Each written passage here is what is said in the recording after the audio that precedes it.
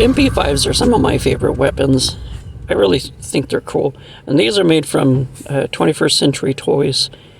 I think they did a really beautiful job on capturing the details on these. Even the bullets in the magazines are painted, which I think is pretty cool. And even the on some of these, the flashlights are painted, and some are not. They also have made several variants of the MP5s, including ones with suppressors and collapsible stocks. I'm not sure who drilled the hole in this one. It's a little off-center, but that's okay. I don't care. Sometimes I'll get these weapons from trades and stuff.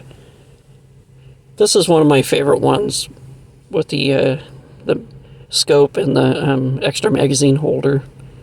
I think it's pretty cool. Our MC Toys power team, and I don't know if the magazines are removable, and the and I noticed that the shoulder straps are also different on these. Well, let me know what you think in the comment section below if you like the MP5s. And don't forget to collect, inspire, and create. See you in the next video.